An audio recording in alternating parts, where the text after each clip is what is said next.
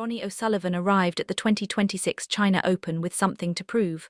Just days earlier, he had shown flashes of brilliance at the Shanghai Masters, but he had also shown the other side of his current game. Against Kyren Wilson, Ronnie produced 3 centuries in a row, and still lost the match 6-4. It was another reminder of the strange version of O'Sullivan we've been seeing lately.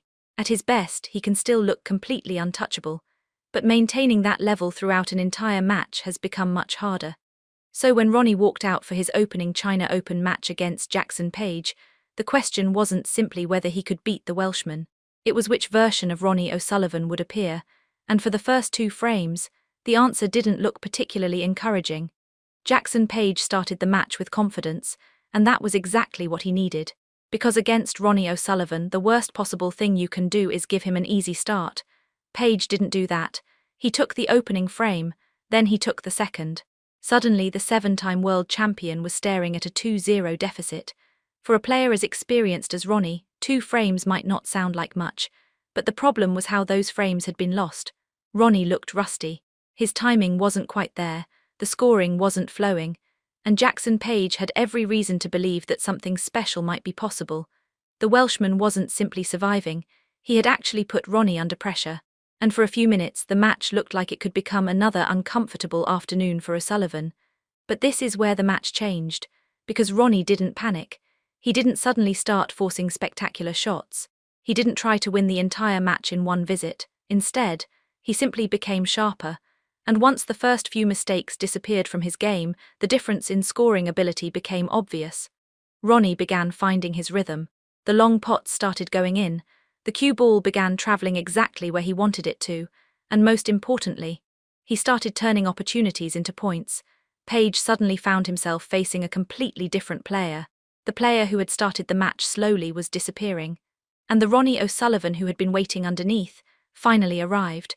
The 3rd frame was important for a simple reason. It stopped the match from becoming a genuine problem for Ronnie. At 2-0 down, Page had momentum. At 2-1, Ronnie had a foothold. And once O'Sullivan gets a foothold in a match, everything can change very quickly. 1 frame becomes 2, 2 becomes 3, and suddenly the player who looked uncomfortable at the beginning is the player controlling the table. That's exactly what happened here. Ronnie started putting together the kind of scoring that makes him so difficult to play. Page could no longer rely on getting another chance after every exchange. If Ronnie got in, he was likely to score heavily, and that completely changed the pressure on Jackson. This is one of the most interesting things about playing Ronnie O'Sullivan. You don't necessarily lose because he produces one unbelievable shot. Sometimes you lose because you know that one mistake can effectively end the frame. You miss a red, Ronnie clears, you leave him a long pot. Ronnie clears, you play a poor safety. Ronnie clears.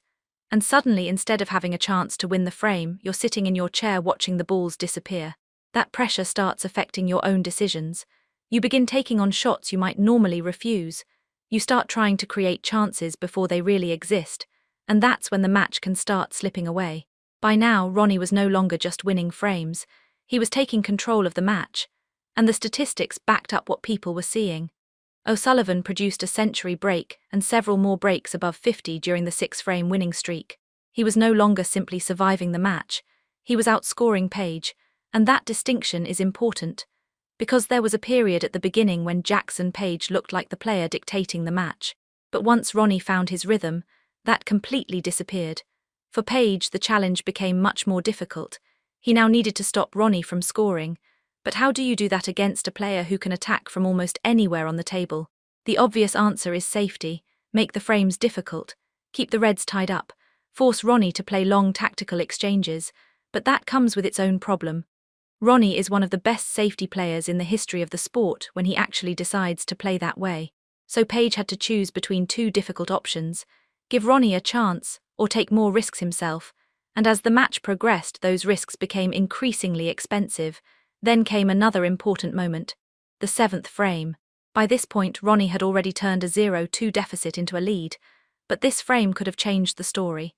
According to viewers following the match, Page had a genuine opportunity to make it 4-3.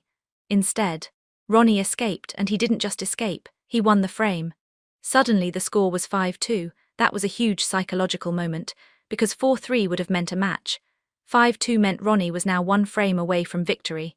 And the difference between those two scores is enormous, especially when you're playing someone like O'Sullivan. This is where Ronnie's experience became important. He had already survived the worst part of the match. He had started badly. He had lost the first 2 frames. He had allowed Page to believe that an upset was possible. But once Ronnie found his rhythm, he never allowed the match to return to the opening pattern. That is something great players do differently. They don't necessarily avoid bad starts. They recover from them faster. And Ronnie's response to the 2-0 deficit was arguably the most impressive part of his performance. He didn't need to produce perfect snooker immediately. He just needed to stop the bleeding. Then, once the confidence returned, the match changed completely. And Jackson Page deserves credit here too. It would be easy to look at the final score and say that he simply collapsed. But that doesn't tell the whole story. Page won the first 2 frames. He put Ronnie under pressure. And he had opportunities later in the match. This wasn't a situation where Page was completely outclassed from the first shot. The problem was that he couldn't maintain the level required once Ronnie started scoring heavily. And against O'Sullivan, that's often the difference. You don't necessarily need to play badly to lose. Sometimes your opponent simply reaches another level. That's exactly what happened in the middle of this match. Ronnie's confidence grew, Page's margin for error became smaller, and every frame started feeling more difficult. The Welshman was no longer playing with the freedom he had in the opening 2 frames. Now he knew that every opportunity had to count, because if he missed, Ronnie could make him pay. And once that thought enters your mind, snooker becomes a very different game. The century break was particularly important for another reason. It wasn't just a large number on the scoreboard, it was a statement. It showed that Ronnie's scoring was back. At the beginning of the match, he looked like a player searching for his timing. Later, he looked like Ronnie, fast, precise, confident, and completely capable of destroying a frame before the opponent has even had time to settle. That transformation is what makes this match worth looking at, because the final score, 6-2, hides the fact that the match had 2 completely different halves. The first half belonged to Jackson Page, the second belonged almost entirely to Ronnie O'Sullivan, and that's also why the result was important for Ronnie. After Shanghai, there had been plenty of discussion about his inconsistency.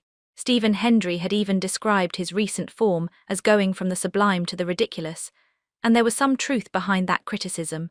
Ronnie can still produce extraordinary snooker, but he hasn't been able to consistently turn those performances into tournament victories. At the Shanghai Masters, he made 3 centuries in a row against Kyren Wilson, and still lost.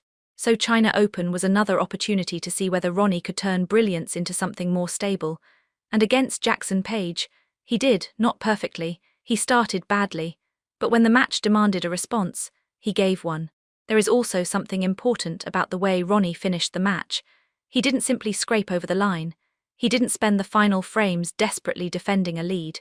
He continued playing the way he had played after the turnaround. That matters, because there is a huge difference between winning a match and taking control of it. Ronnie did the latter. Once he reached 5-2, Jackson needed something extraordinary. A mistake from Ronnie, a huge break, a sudden change in momentum, anything that could give him another chance. But Ronnie didn't give him that opening. He closed out the match, 6-2, 6 consecutive frames. So why did Ronnie O'Sullivan beat Jackson Page? The answer isn't simply that Ronnie was the better player. Everyone already knew that on paper. The interesting part is how he turned the match around. First, he survived a terrible start. Second, he stopped giving Page easy opportunities. Third, his break building became dramatically more effective. And fourth, once he had momentum, he refused to give it back. That's the difference between the Ronnie we saw in the opening 2 frames and the Ronnie we saw for the rest of the match. Jackson Page showed that he could hurt Ronnie, but Ronnie showed that he could adapt. And that's perhaps the biggest takeaway from this match. At 0-2 down, Ronnie was vulnerable. At 2-2, he was back in control. At 5-2, the match was essentially his. The transformation happened remarkably quickly, and that's what makes O'Sullivan so dangerous even now. You can have him exactly where you want him, you can lead him, you can make him look uncomfortable. And then, one good frame changes everything. One good break becomes another. The confidence returns.